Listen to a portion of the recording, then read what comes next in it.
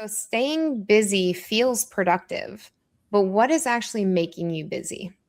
Is it just, looking through your emails, deciding what to audition for? Is it spending all this time, optimizing your profiles on your casting websites? Is it things like that? Because it's really easy to get burnt out on a lot of that kind of stuff and be doing all the things. I'm guilty of it. Like sometimes it's like I have very busy days, and at the end of the day, I'm like, wait, what did I do? You're listening to the VoiceOver Casting Corner podcast. VCC is brought to you by The Voicecaster, the country's first and oldest voiceover casting house established in 1975. The Voicecaster casts thousands of voices every year across all genres, and we're excited to give you an inside look at the casting process direct from our casting team. Hey everyone, and welcome to VoiceOver Casting Corner. My name is Kelly Moscinski. I am the owner and head of casting at The Voicecaster. And I'm Kathryn Horan. I'm the senior casting director here at The Voicecaster. So today we are going to talk about plateaus and why some talent plateau maybe more than others. I think at some point in your career, you're going to feel like you hit a plateau. There's always that, I think, in any career, in just about anything that you do. I mean, even hobbies and working out and, like weight loss, you hit a plateau and it's like there's always plateaus. So yeah, we're just going to kind of dive into, why this might be happening, give you some ideas of what you can do to get yourself through that. Cause we see a lot of people struggle with hitting those plateaus and feeling stuck. So exactly. I think a lot of it comes, especially if you're an actor that's been doing this for a while. Maybe you found a rhythm or a strategy that works for you. And you're like, all right, if I do these things, I book, this is what books me the job. This is how I get that great audition. And you just kind of go into kind of auto mode, just on, you're just kind of not quite phoning it in per se, but you're like, just, this is what I do. And you just kind of do it. Your defaults. Yeah, exactly. And so if you're just doing that, and you've been doing that for a while, you may not notice that maybe trends have shifted a bit, or maybe you still see yourself a certain way, but time, you've aged out of whatever maybe you think you were at one point. People change, things happen. We all get older, hopefully. So, maybe when you were in your 20s, you fit this spec. And now that you're in your late 30s, early 40s, you're not that person anymore, but you haven't quite changed that mindset of things. So these are just kind of being aware of, all right, what am I doing? And is what I'm doing fitting what commercials I'm hearing or sounding like now? Or am I still doing something that was a trend 10, 20 years ago? Where do I sit vocally now? Do I still sound like I'm 20 to 30, or have I aged into maybe a 40 or 50? So just kind of taking stock of things and adjusting what you need to based on that. Because maybe if you're just doing old habits and it's been a while, those things have changed and have moved on and you're still just doing the same old thing. So just kind of being aware of that and taking stock of where you are and how things have changed and where the industry is right now. Yeah, I mean, it's never stop learning, right? Never stop being a student of your career, of your life. There's always things that you can learn. And, I love that you said, like take a step back and look at where you are, where you were. You have to stay up on trends. You have to stay up on, what is changing in the industry. I feel like the pandemic was a big hit to a lot of people who had been working for decades before that, because it was all of a sudden they were like, what am I doing in home studios? Like, what even, what? I'm not going into a studio to record this. And like, just so much has changed. And then the shift from union going non-union, a lot of people felt a big hit from that. And even great trends like going for more diversity, if you're an older white man, this is in the VO industry, 20, 30 years ago, you got all the jobs and now things are trying to diversify a bit more. So yeah, whether it's going more women or going, racial diversity. So, if you're one of the, if you're the straight white man, maybe you're not as popular as you once were, and we're looking for more young, people of some sort of ethnicity. Yep. Yeah. I mean, and it's always changing. Mm-hmm. It's like if you were always an announcer type and now it's conversational, or it's like you do that straightforward, just do nothing with it conversational really well. Well, now we're looking for more personality. So how are you going to adjust for that? Mm-hmm. And we won't get into the whole, battle with AI, but things have changed because of that as well. So it's how up to date on things are you? I would also say, have you gotten feedback recently from somebody, whether it's somebody that you're auditioning for? It can be your agent, it can be a casting director, it can be a coach. When was the last time you got feedback or took a class or listened to a webinar or something like that, just to see what is going on out there? Because things are always changing. And I get it. We don't all have a lot of money right now. Time is at a premium, but it is good to, kind of quote unquote stay in shape, whether it is taking a class or doing a coaching session or doing a workout group, just Yes. something to get out there, make sure that you are still delivering what people are looking for, hearing what other people are doing. It's almost like, exercising and going to the gym, you're trying to stay fit. If you stop doing that, you don't stay as fit. So same thing with acting. You gotta, keep those muscles in shape, keep training, keep getting that feedback, making sure you're doing all the right stuff. Yep. And I will also add, like, workouts are such a good way to do it because they're affordable. And like most of the time you're getting to work on multiple scripts and in a group setting. Mhm. So one of the benefits of a group setting like that versus private coaching is you get to see what other people are doing. You get to get ideas from other actors. Mhm. And sometimes that like revolutionizes things for people where they, whoa, I didn't even think of doing this script like that. And then they try it and all of a sudden it's like you have a new take to add to your arsenal. So yeah, always be learning. Mhm. And I would say, the next thing, that can cause people to plateau too is confusing being busy with making progress. Mhm. So staying busy feels productive, but what is actually making you busy?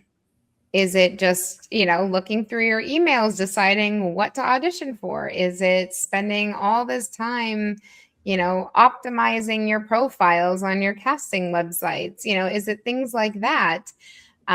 Because it's really easy to get burnt out on a lot of that kind of stuff and be doing all the things. I'm guilty of it. Like sometimes it's like I have very busy days, and at the end of the day, I'm like, wait, what did I do? What moved the needle forward that day? Like what big project did I work on that I need to be working towards, even just 10 minutes a day? And I will have days where at the end, it's 11 p.m. and I'm like, wow, that was a crazy busy day. Wow, I got nothing done that really needed to be done. Right. Like we're all guilty of it. So it's just figuring out, what are the things that you can be doing, again, only like, even if it's just 15 minutes a day, so that at the end of the day, you did something productive and not just kept busy. Yeah. Motion doesn't necessarily mean momentum. Exactly. Another thing you can try is getting out of your comfort zone. So I know it is so easy to, kind of get in that rut. You're doing your thing, you feel safe. But what happens when you get out of your comfort zone? You're trying new things, you're trying new experiences. Maybe you're networking with new people. And all of those are things that can help lead you to maybe new job opportunities, new audition opportunities, just even expanding yourself and learning and enriching yourself as a person. Because if you're just doing the same thing all day, every day, you're kind of in your little bubble. But as soon as you get out of that, you realize, oh, wait, there's more here to explore or to learn. And that can always be very enriching just on a personal level, but it can also translate into more, opportunities for things you can apply to your audition reads or those networking connections.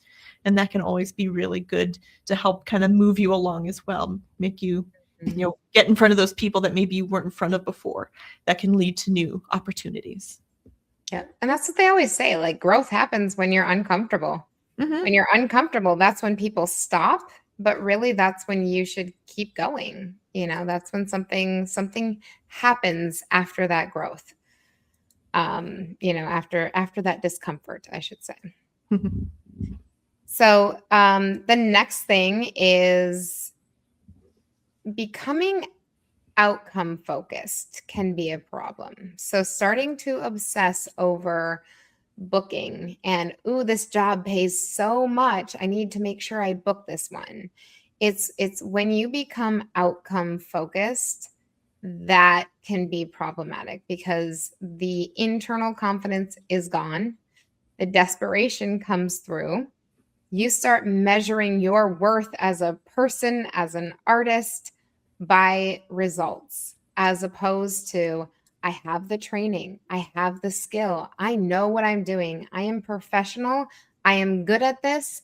And if they like my audition, they like it. If they don't, the job's going to go to the best person for the job. And that may not be you on every single one. It won't be, but don't lose sight of the process. It can be an emotional roller coaster, and it gets even worse if you are only seeking external validation. Exactly. And kind of tangential to that is making your own opportunities. If you're just waiting for things to come to you, you're going to spend most of your time just waiting. Be proactive, market, promote yourself, reach out to, marketing, those production companies, reach out to, if you maybe need a new agent or manager, start trying to do that kind of thing. Self-promote, reach out to just local recording studios, whoever you might be able to get an in with. Do some of that legwork yourself instead of waiting for your agent or your manager or someone else to do that for you. Because so many people book work through direct marketing. That's a lot of where this stuff is coming from. And they're great ongoing gigs that you get from that. So don't miss that opportunity as well. Don't just sit there and wait and just rely on the auditions you get from your agent or manager. You've got to be doing a little more legwork yourself. Yep, absolutely. I mean, it's all about building relationships. The people who continue moving forward in their career successfully have built the relationships, and they continue building those relationships. So there's also consistency. I know we've talked about this in past episodes. You have to be consistent. You can't market yourself just because it's slow. You don't train just because you haven't booked something in a month.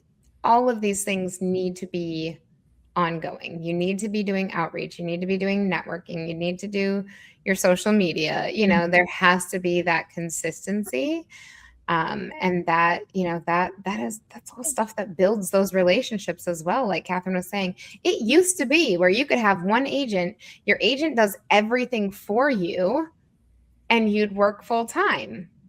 That is so not the industry anymore.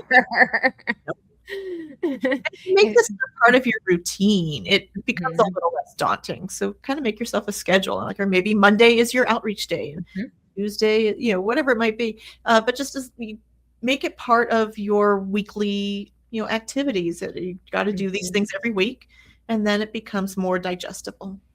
Yep, and it's having the discipline. So often, and again, another thing that can cause actors to plateau is building your career on motivation. You might only be motivated like 2 hours of the entire week. Are you really only going to work on your business for 2 hours a week? No, you have to have the discipline to do things on the day that you said you were going to. It's one of those things where I know people do like Financial Friday. hate doing paperwork, hate doing invoices. I'm the same. But instead of putting it off, schedule an hour every Friday. It's Financial Friday. You get all your stuff together. So it's really making sure that you have the discipline and that you are continuing all the time. It's that consistency. Exactly. And then one thing that, an actor plateauing can lead to is somebody quitting too soon.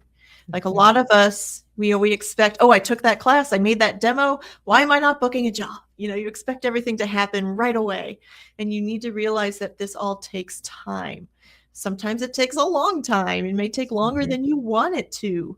But like anything, especially in the entertainment industry, you need to think of your job as the audition process, or think of your job as the training process, or, wherever you are in this career, maybe your job is networking, think of it that way instead of the actual booking, because it can take a while to build that momentum to where you're booking regularly, or maybe you have booked regularly and now you're not anymore. And you need to shift that mindset again to, okay, my job is auditioning. My job is getting those opportunities. So don't quit, just kind of reassess and maybe change your mindset. It's not worth giving up on unless you're absolutely miserable. Just know that this does take time. It's not I did this and now this is going to happen. I wish it worked that way. I wish there was a magic formula I could give everybody out there to say, do this and do this and you book a job. Unfortunately, it's a little more complicated. So don't give up. Keep at it and think about what else you could be doing to help maybe your connections or your networking or your booking. Yep. And nothing changes overnight. Even your mindset, you're still going to have times where, you're like, why is this happening to me? And, it's like just knowing that, one, you're not alone. Talk to any other actor. They have been through this if they're not currently going through it right now with you. So I think, one of the big things is, in order to get through the plateau, in order to get different results that you want, you have to be willing to have that different level of thinking and taking action and consistency, and just knowing that you can be that person. You can still be successful. You will get through this. And I think a good, question to kind of, reframe this is, instead of saying, why am I stuck? Reframe it to, what is this plateau trying to teach me? Maybe there's something that's just in your blind spot right now, and you just need to pay attention to it. Awesome. All right. Well, thank you for joining us today. Hopefully this gets you through your hard times. And if there's anything else that you have to add to any of our podcast episodes, always feel free to leave a comment. We do read everything and we try to answer any questions that we can. All right. We do offer workshops and demos and things like that maybe will help break your plateau rut. So feel free to check those all out on voicecaster.com.